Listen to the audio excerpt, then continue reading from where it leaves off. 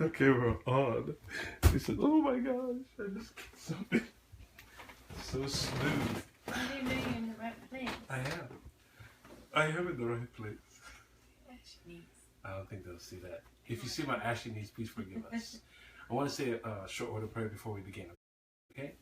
Father in heaven, I ask that your Holy Spirit would speak through us, and that we'd be able to encourage some people that are thinking of marriage, and encourage people that are married about not only thinking about themselves in marriage as a couple, but thinking of you in their marriage.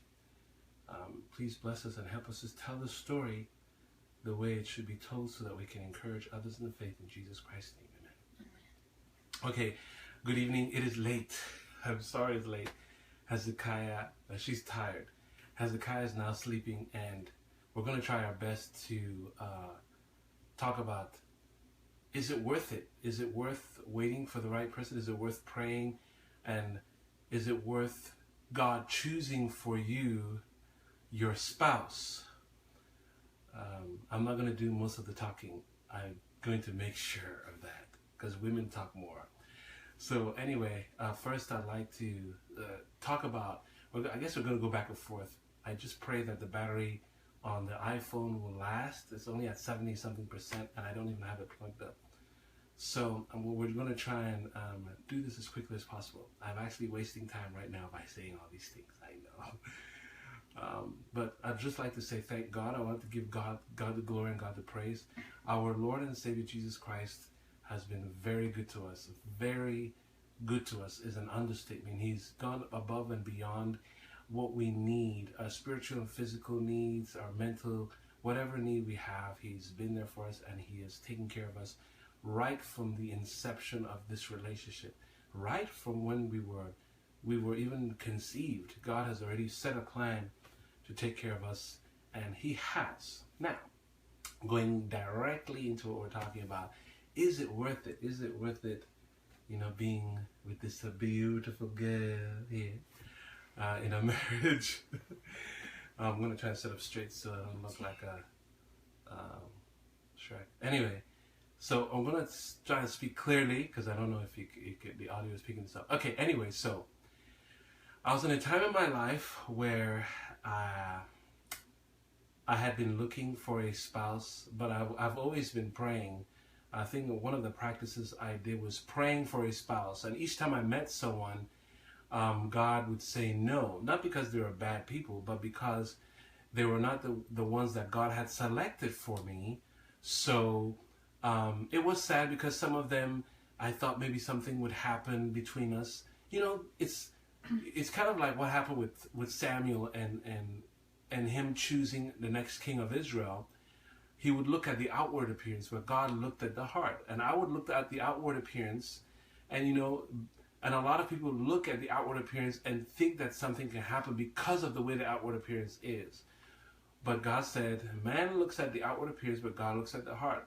And what he means by that is, the willingness of the person to serve God, the willingness of the person to adapt in marriage life, to submit to God, and to submit to the husband, and both the husband also submitting to the wife. So I went through a time to where for a few months I wasn't even talking to anyone.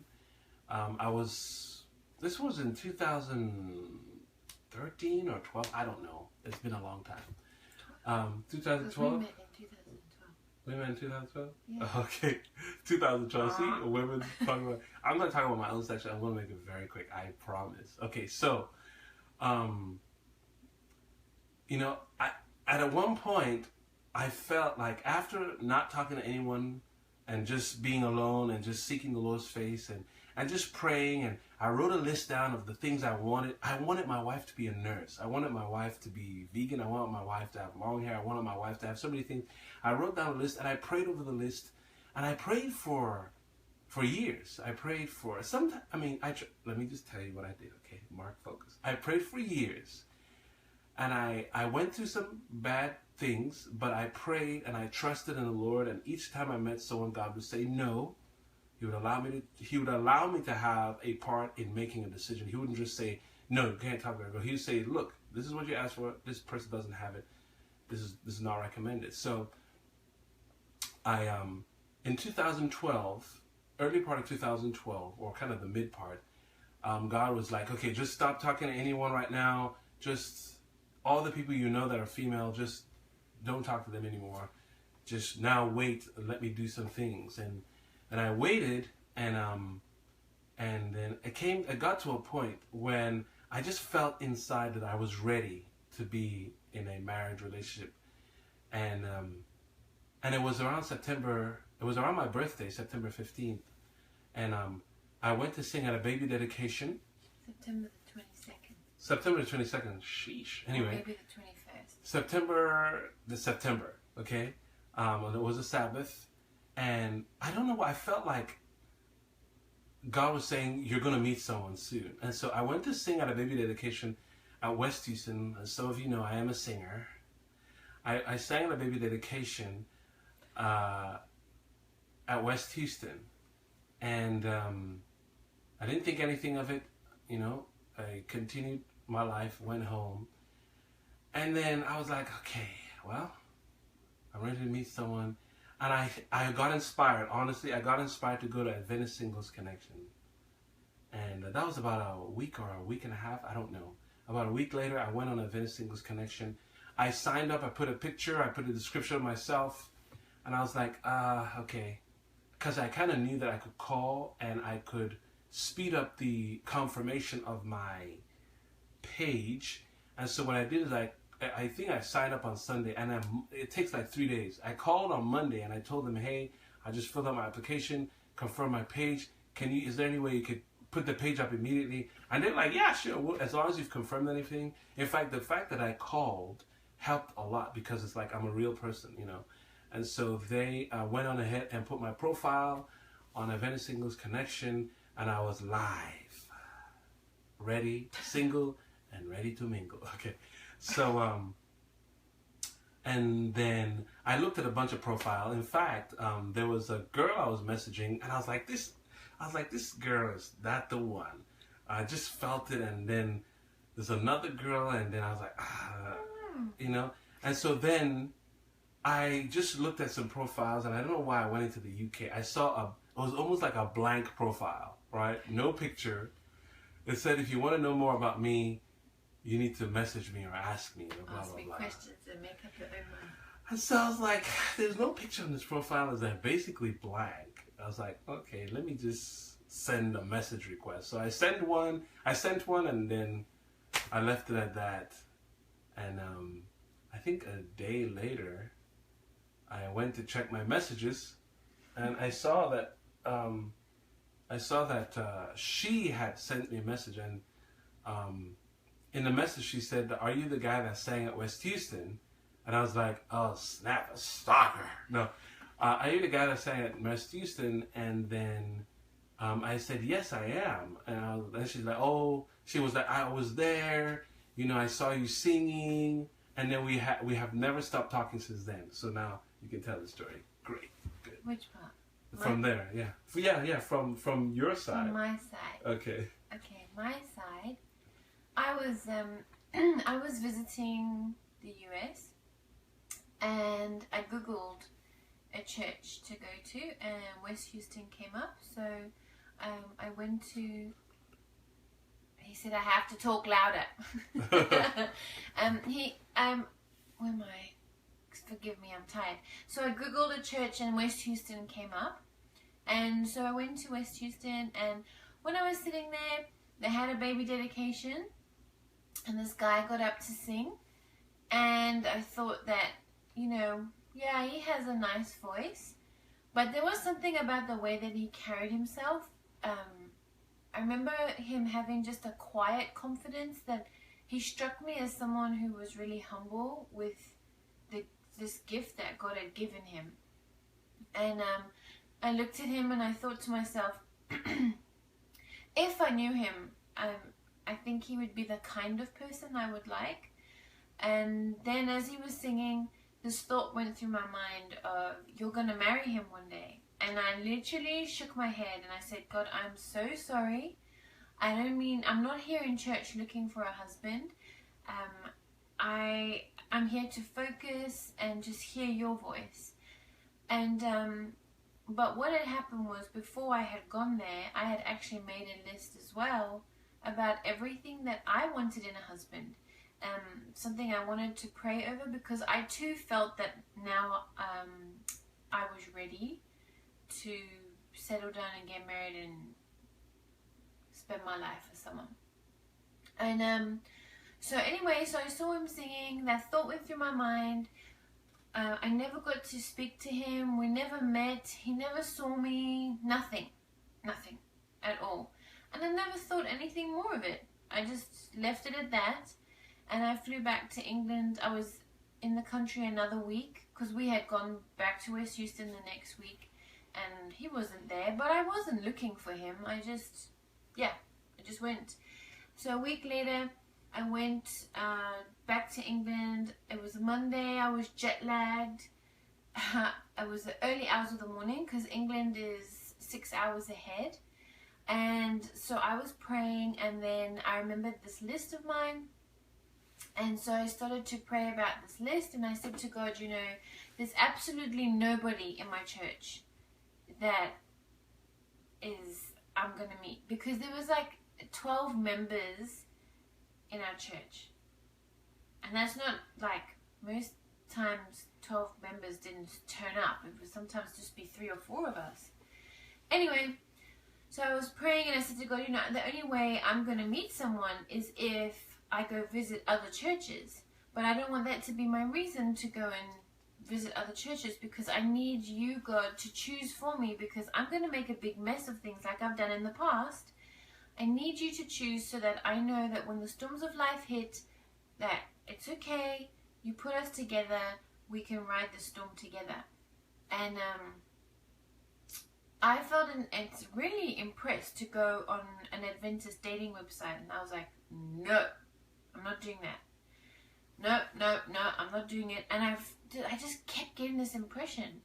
I was like, oh no. And my plan was that I was thinking, because I was a nurse in the UK, I was thinking to go back to South Africa, where I'm originally from, but do it via America. And I was kind of playing with the idea of moving to America for a while, working, and then going back to South Africa to go be with my family.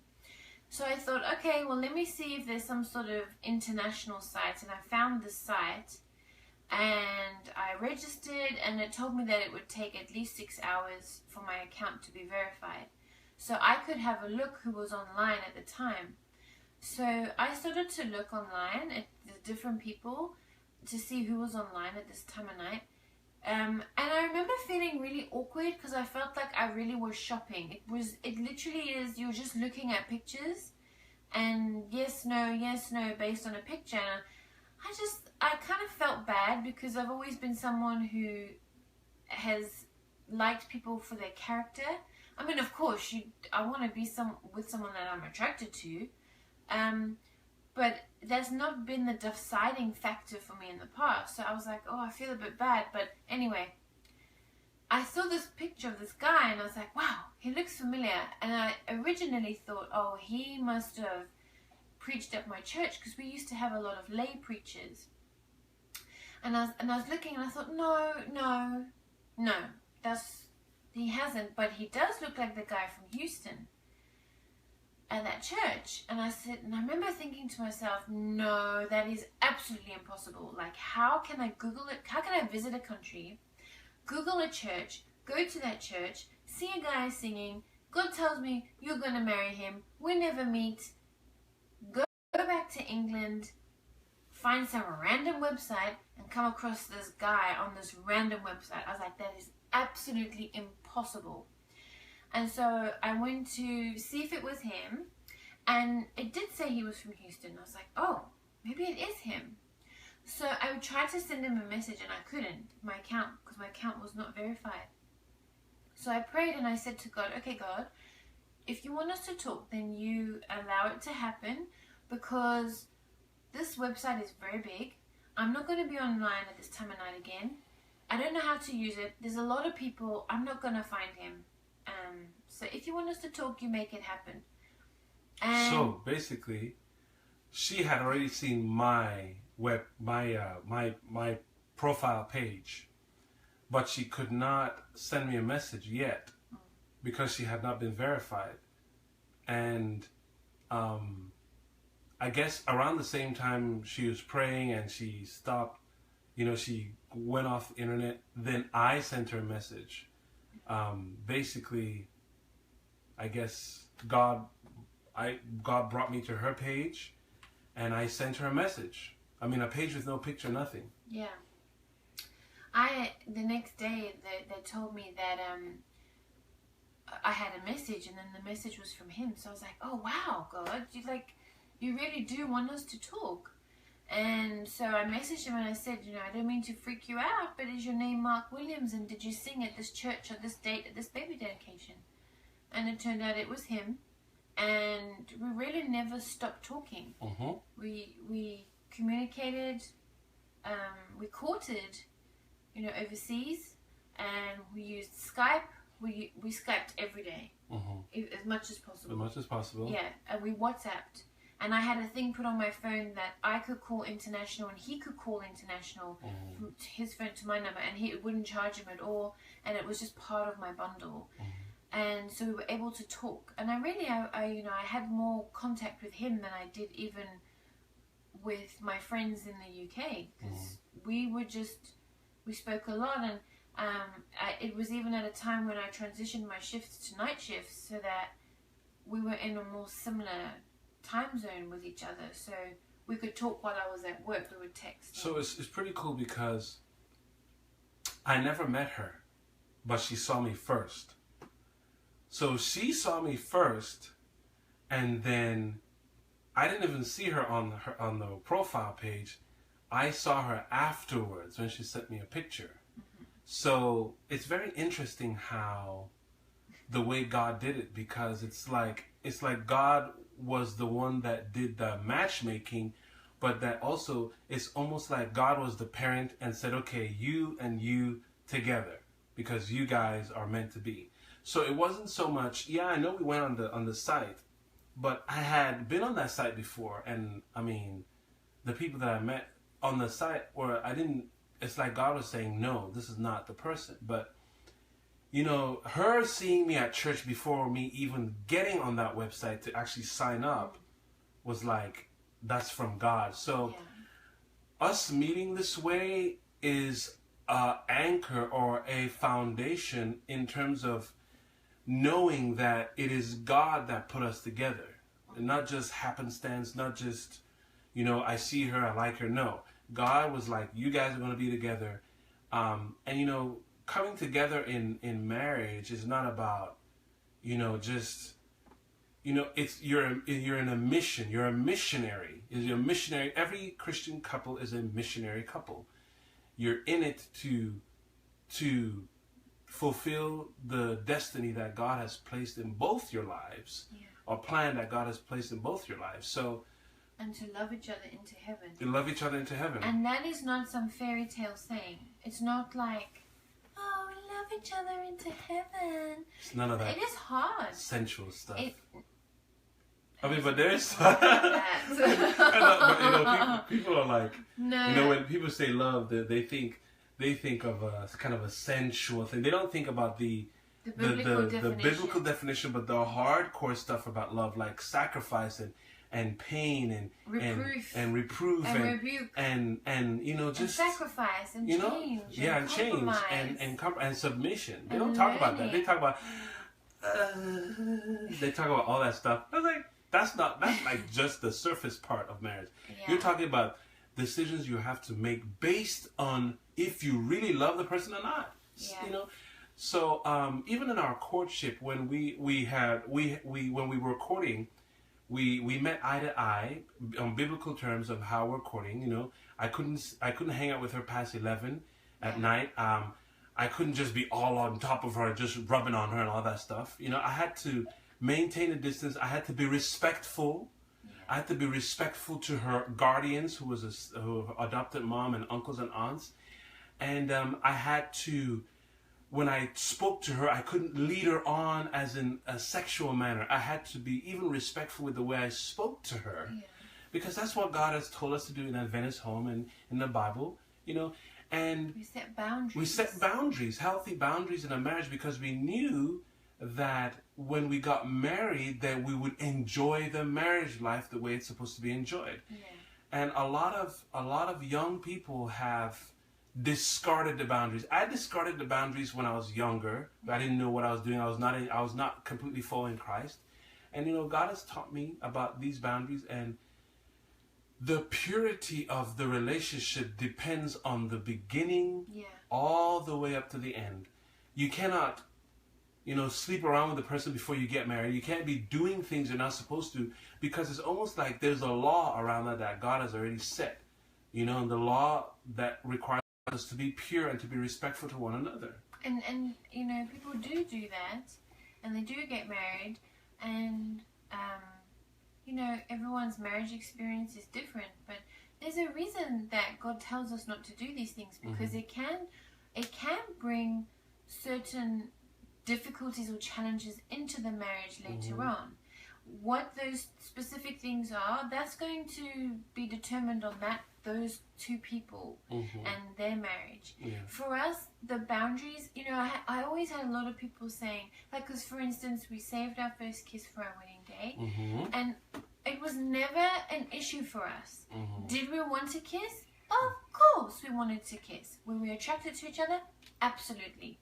But there was not even a question in our mind. We were not going to do it, because it was a boundary that we had set.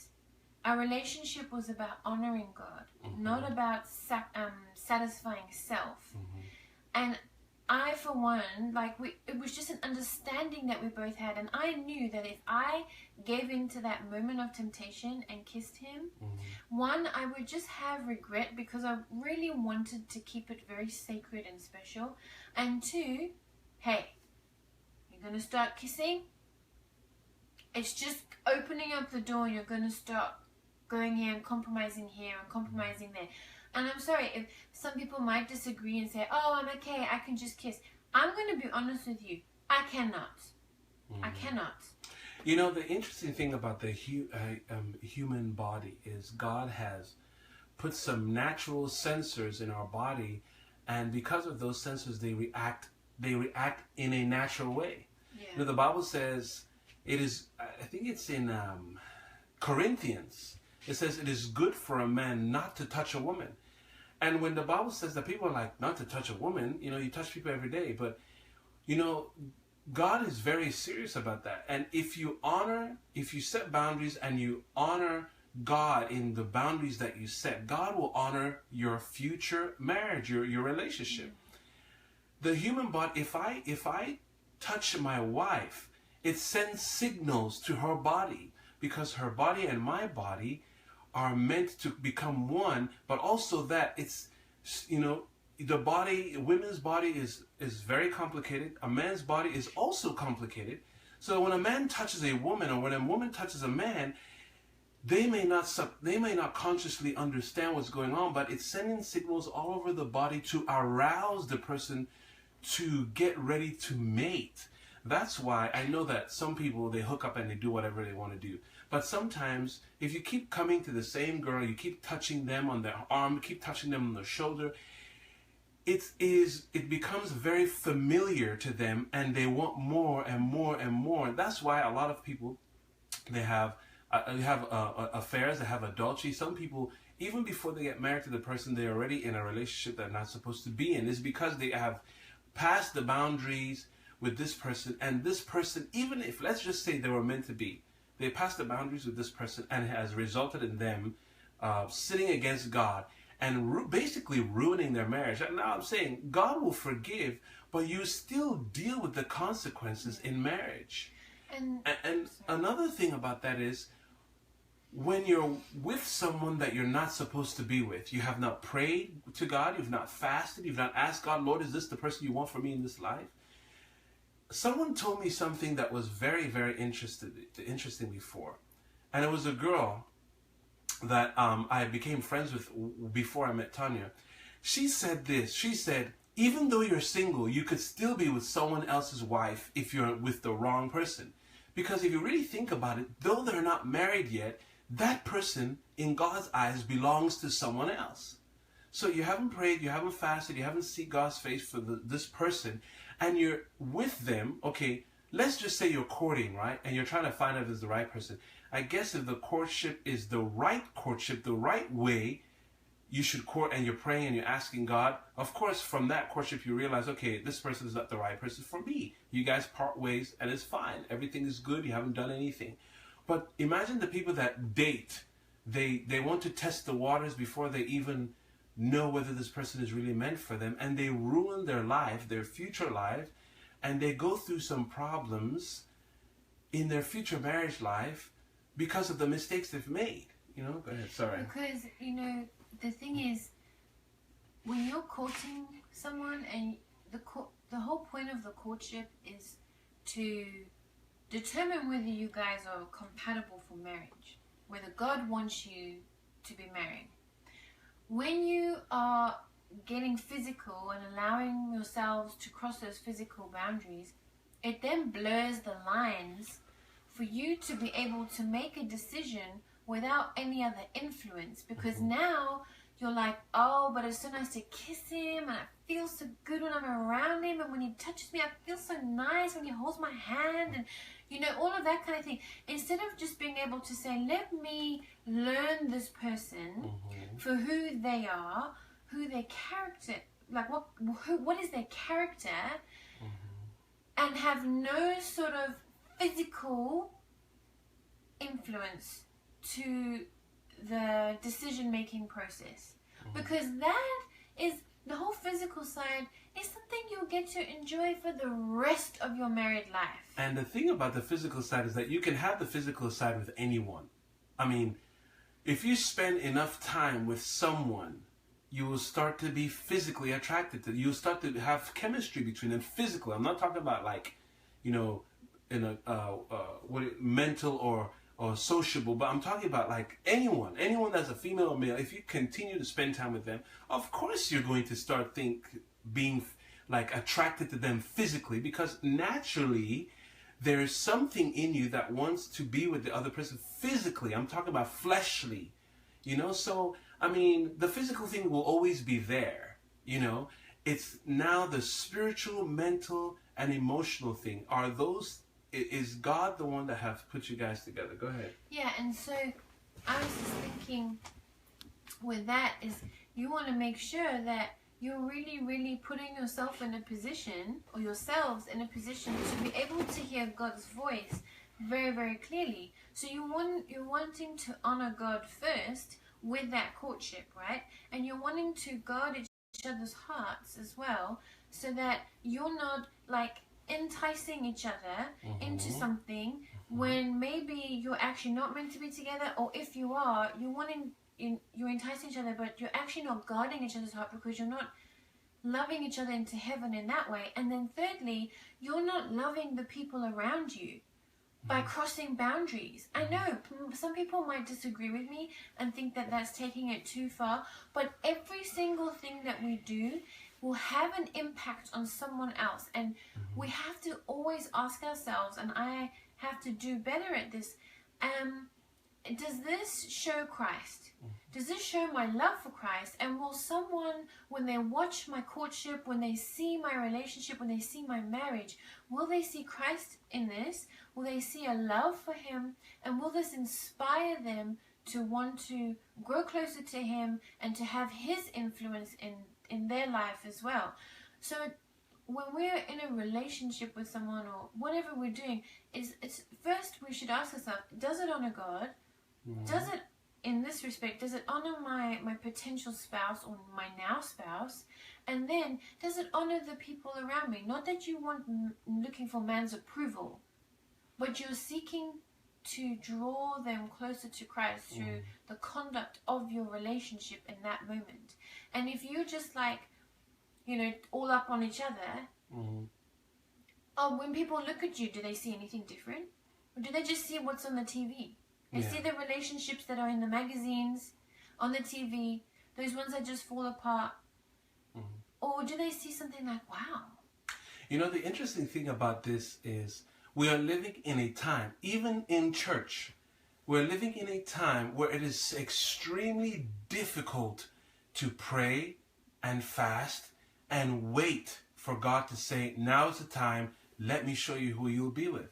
We're living in a very difficult time. And in the church, churches I've been to, and the church I currently frequent, I see young people, boys and girls, 16, 18, 21, and they are in relationships, some of them with non-Adventists, some of them with non-Christians, some of them with Adventists that they're not meant to be with, and they're in these relationships, and they don't understand the steps that they're taking. The steps that are taking are lifetime steps. Yeah. They could ruin their lives for a long time. And I'm just going to sit down here and tell you, look, it wasn't very easy. It was challenging to pray and to wait. I knew a lot of girls, and I said to myself, I'm not gonna force it. Number two, unless God told me that this was the right girl for me, I was not gonna commit. Even in a girlfriend-boyfriend relationship, I couldn't do it. And because of that, I was able to get out of a lot of situations to where I was about to commit in a boyfriend-girlfriend relationship, and God was saying, this is not the right person. When you are with someone, when you are holding someone's hand and you're kissing and you're hanging out with someone, okay, let me just make it very basic. Let's just forget about that stuff. When you're constantly hanging out with this one person, even if you don't do anything with them, you are cultivating a relationship. Now, the question is that relationship what God wants? And a lot of the young people they're not, what burdens me right now is a lot of the young people are not being taught about relationships. They're not being taught about how to behave around another girl or another boy. They're dancing around this boy, prancing around, alluring him, seducing him, showing him signs and showing him signs and wonders, and showing him signs, and Christian girls are seducing boys like Jezebel in the church, and they're going about kissing and doing all kinds of crazy stuff in the dark, hidden in different places. And this thing is not being taught on the pulpit, and it's just there. It's like, oh yeah, my daughter can just do whatever she wants, or my son can just do whatever he wants, not knowing that their lives could be ruined in an instant. The girl could have a baby, she could have an STD, she could become sexually active, break up with this guy, go have sex with, and this, I'm talking about church, I'm not talking about outside the world, I'm talking about stuff that happens in the church.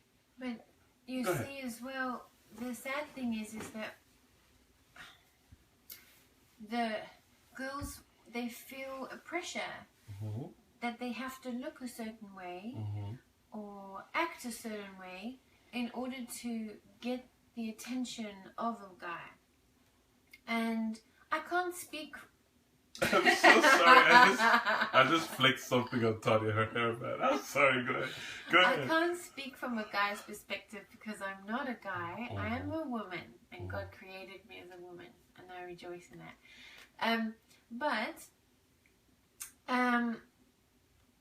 As a woman, you feel a certain pressure to look a certain way, act a certain way, present yourself a certain way, make yourself a little bit different somehow so that they will notice you somehow. Rather than being taught, or we should be teaching our young women or our young ladies, like what is the value of a gentle, meek and quiet spirit, and what is the value of seeing how God sees you first and solidifying your identity in that before going into something with someone else. And that is why it's good to have those boundaries there first, because also you do want to know that that person is with you for you, not for what they're about to get from you, not for money, nothing, for nothing. That they are there for you. And that was really a beautiful aspect of our courtship, was that because we were across the oceans, and long distance is challenging, it takes real commitment, and we had to reassure each other that we were committed. And to be fair, I never once doubted Mark. I never once had any trust issues with him because of the way he conducted himself. I saw how he was around other people. There was little things that he would do here and there, and that made me just not ever question him. So I'm very thankful for that. But what I was saying was one of the beauties of our relationship and our courtship was that we had to learn to communicate and talk and learn each other and get to know each other without all the physical part of it coming into the relationship. But when we would see each other, obviously it was like very heightened because you literally want to fling your arms around this person and just be all over them because you love them and you are attracted to them and you want to be with them. But again, you constantly ask yourself, is this what God wants for now? No. Do I want to honor God? Yes. Do I want my relationship to glorify God? Yes. Do I want to be a stumbling block to anyone else? No. Absolutely not. You know, the interesting thing is the foundation of your agenda or your attitude is your relationship with God. If you have not met Christ, if you don't have a relationship with Christ, you're not going to care about, courtship. You're not going to care about kissing or holding hands or doing all that stuff before marriage. You're not going to care about that. And unfortunately, since that is a major problem amongst the youth and young adult, they take those steps without guidance from God or from role models in the church that would tell them, hey, you should slow down in this area. And, the reason why I can tell you this is because I've not been Adventist all my life. I became Adventist in 2002. So I made those mistakes in the past. I made those mistakes. So I can tell you from the negative and the positive of this relationship thing. You see, from a guy's perspective, wanting to be accepted, wanting to be in a relationship, at an earlier age, it is something that is normal. It is something that is natural. It is something that God placed there. But studying the Bible, spirit of prophecy, getting guidance from good counselors, they will tell you, hey, this is something natural. It is fine to have these desires, but make sure that you're developing your character first before God and people, and then God will determine when you are ready to be with someone. Because the reason why you're experiencing these feelings is because you're coming of age. I mean, I wouldn't say puberty. I mean, I guess puberty, but I mean, you're experiencing these physical and social needs because you are young and you're now realizing it more and more that yes, I would like to be with someone, but that has to be guided. It has to be controlled. Now, and one thing I wanted to talk about is 16-year-old, 15-year-old. I mean, having boyfriend, girlfriend, you have no reason to have a boyfriend, girlfriend. Have girlfriends if you're a girl. If you're a guy, have guy friends. Hang out with them. You shouldn't have a girlfriend or boyfriend because why are you boyfriend, girlfriend for? Right? What are you going to do? You can't do anything, quote unquote. I mean, you can't, there's nothing to do with each other that will be uplifting according to biblical principles. The only time you should have a close relationship with a girl is during a courtship when you're trying to find out if this is the person for you to marry. These things are not taught anymore. The Bible teaches it, Spirit of Prophecy teaches it, but these things are not taught on the pulpit anymore. And some other churches, some Sunday churches, they're being taught, but unfortunately at the Adventist church, they're not really being taught. And a lot of the young people are parading the church, and they're with people and they don't even understand what they're doing. They don't know the responsibilities that come with being with a wife. From the guy's perspective, I know I'm talking a lot. From the guy's perspective, yeah, she's pretty. Yes, she maybe, I don't know, she pleases your eyes or she's nice to hang with, but you have to think about, okay, the wedding. You have to think about, am I going to have kids? The job, or you have to think about all these, the running of your household. And the interesting thing is, before I keep my mouth shut, is a few friends that I had when they knew that I had met Tanya, they said, how are you going to get married? You know, they were talking about the financial aspect. And I told them, by faith, I said, God is going to get us married for free. They kind of laughed about it, like, ah, but I believe that God was going to get us married for free. Our wedding was free. The honeymoon was free. Matt and Rhonda provided us with timeshares in Florida. The tickets were paid for by... I sold my jewelry. She sold her jewelry we had before. My parents gave us 1 week hotel stay close to the airport, Intercontinental, for 1 week. We had 1 week in Houston together after we got married, and then we had another week in Florida, and everything was paid for. I think the only thing that really Tanya paid for was her dress and my tuxedo at the time. So God was very good. So the thing is, when you honor God with what you're doing, God will honor you, and He will provide for you. And God, in this marriage, you know, looking at what's going on now, God has taken care of us so much, and He showed us His glory and His love and His kindness and His protection with Hezekiah, with us. Every single thing that we have, we own. But we're not saying this to boast. We're not saying this to boast. God has blessed us because we want to continue to serve God. Yes. In the good times or in the... Now, we've had some tough times. We've stayed with people because we didn't have... I wasn't working and I was waiting for some things. I don't want to get into detail. For some things to come through before I could start working. And we've had some very tough times of where we stayed. But looking back, we see how God has taught us how to trust in Him, even in the most difficult times. And the thing that really helped us is that God put us together. And no matter what happens, is that we work together as a team in Christ to press forward. And imagine being with someone that God didn't want you to be with, and then turning against you when you're going through tough times, and then them even leaving you in tough times. Imagine that. So from the get-go, when you start things right with Christ, in your relationship with the person that God wants you to be with, I'm telling you, when you start good, you usually biblically end good. Go ahead.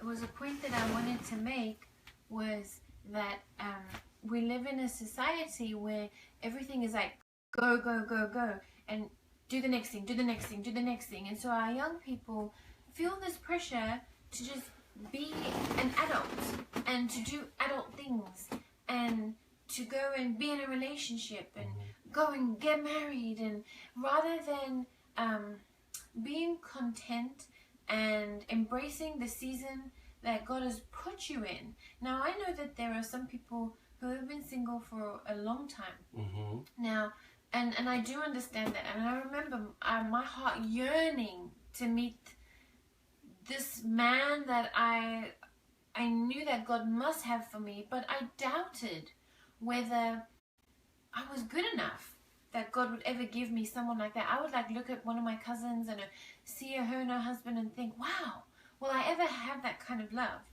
And I would want to rush the season that I was in. And, you know, Mark and I got married when I was 33. Was it 33? I don't even remember. I forget my age now. He got himself a cougar.